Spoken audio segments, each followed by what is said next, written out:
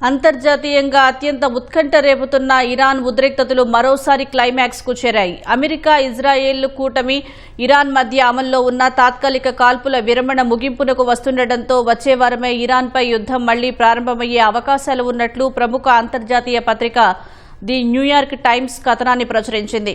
Iran అణు సామర్థ్యాలను మట్టుపెట్టేందుకు America సరికొత్త వ్యూహాలతో సిద్దమవుతోంది. అమెరికా, ఇజ్రాయెల్ దేశాలు ఇరాన్తో మునుపెన్నడూ లేనంత తీవ్రమైన ఘర్షణకు తెరలేపబోతున్నాయా అంటే అవునని అంటున్నాయి అంతర్జాతీయ నివేదికలు. ఇరాన్తో కుదిరిన తాత్కాలిక కాల్పుల విరమణ ఒప్పందం ముగిసిపోనుండటంతో వచ్చే వారం నుంచే యుద్దం మళ్లీ తీవ్రస్థాయిలో మొదలయ్యే ప్రమాదముందని న్యూయార్క్ టైమ్స్ హెచ్చరించింది. ఇరాన్ సైన్యాన్ని పూర్తిగా నిర్వీర్యం చేసే వరకు ఈ పోరాటం కొనసాగుతుందని అమెరికా అగ్రనాయకత్వం సంకేతాలిస్తోంది.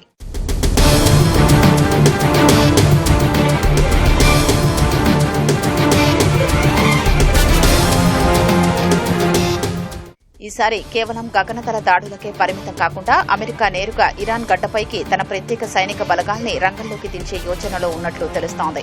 ఇరాన్ వద్ద ఉన్న ప్రమాదకరమైన సమృద్దిగా ఉన్న యురేనియం వంటి అణు పదార్థాన్ని ఇరాన్ సైన్యం తరలించకముందే వాటిని తమ ఆధీనంలోకి తీసుకోవడమే ఈ గ్రౌండ్ ఆపరేషన్ ముఖ్య ఉద్దేశంగా చెబుతున్నారు.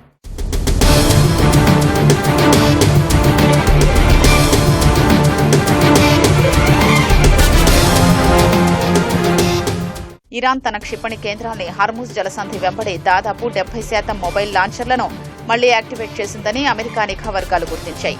ఈ నేపథ్యంలో అమెరికా వ్యూహాత్మకంగా అడుగులు వేస్తోంది. ఇరాన్ అణుబాంబు తయారు చేయకుండా శాశ్వతంగా నిరోధించడమే తమ ఏకైక లక్ష్యమని వైట్ హౌస్ స్పష్టం చేస్తోంది. ఇటు ఇజ్రాయెల్ కూడా ఈ ఆపరేషన్ కోసం ఇంటెన్సివ్ గా ప్లాన్ చేస్తోంది. ఒకవేళ అమెరికా స్పెషల్ ఫోర్సెస్ కనుక ఇరాన్ భూభాగంలోకి అడుగు పెడితే అది మిడిల్ ఈస్ట్ లో పెను వినాశనానికి దారి తీసే అవకాశం ఉంది. అటు ఇరాన్ కూడా తాము దేనికైనా సిద్దమేనని హెచ్చరిస్తోంది.